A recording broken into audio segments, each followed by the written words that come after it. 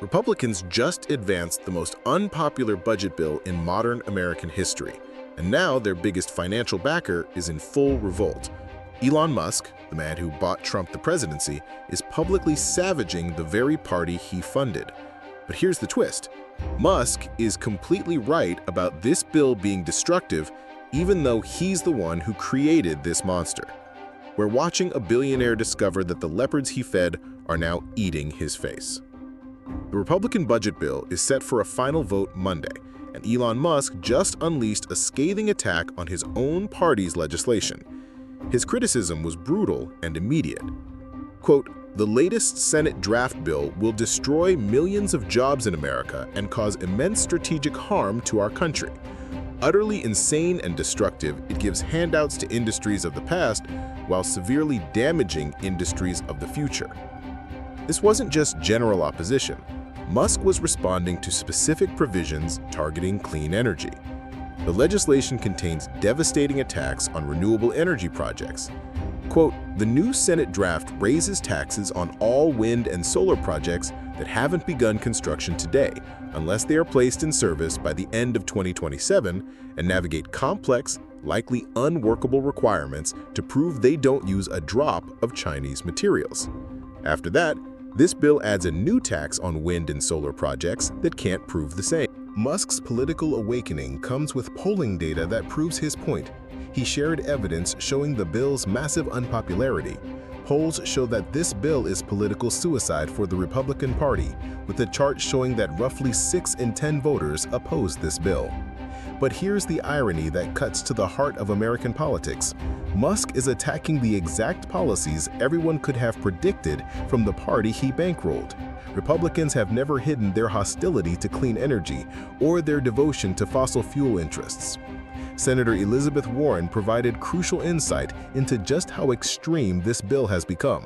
She revealed that energy provisions have gotten even worse, with clean energy projects facing complete elimination of support unless finished by year's end. The economic impact is staggering. Warren explained that utility bills could increase by $220 to $450 annually for most Americans due to these Republican policies. But the bill's corruption goes much deeper than energy policy.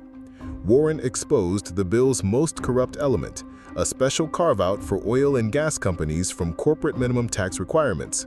While other industries must pay at least 15% in taxes on profits over $1 billion, oil and gas companies get exempted, the price for Senator Lankford's vote from Oklahoma. This reveals the transactional nature of modern Republican governance. Warren detailed how previous corporate tax reforms were designed to prevent companies from telling investors they made $3 billion while telling the IRS they made only $1.50. She referenced how Amazon once reported $11 billion in profit while paying zero in taxes, and Trump's organization paid just $750 in corporate taxes. Now Republicans are systematically undoing these reforms for their biggest donors, while cutting nearly $1 trillion from healthcare, stripping coverage from 14 million Americans, and slashing billions from food assistance. The deficit will explode by $3 trillion, all to finance tax cuts for millionaires and billionaires. The bill represents the ultimate corruption, gutting services for working families while creating special exemptions for the wealthy. It's a direct transfer of wealth from the bottom to the top, disguised as fiscal policy. Elon Musk's revolt exposes the fundamental contradiction of modern American oligarchy. The world's richest man funded a political movement that now threatens his own business interests, and he's shocked by the predictable results. Musk received billions in government contracts as payment for delivering Trump the presidency. He understood the transactional nature of this relationship when it benefited him. Now he's discovering that loyalty flows only one way in Trump's Republican Party. The senators who voiced concerns, Mike Lee, Rick Scott, Cynthia Lummis, Ron Johnson, all ultimately voted yes, proving they serve party over principle. They don't represent constituents, they represent a single man whose corruption defines the entire movement. This budget bill strips healthcare from 14 million Americans, cuts billions from food assistance and raises energy costs by hundreds of dollars annually, all while handing massive tax breaks to oil companies and billionaires. It's the most honest expression of Republican priorities we've seen, extracting wealth from working families to enrich the already wealthy. Musk's protest reveals the hollow nature of billionaire politics. When your entire political strategy revolves around money and power rather than principles, eventually those forces turn against each other.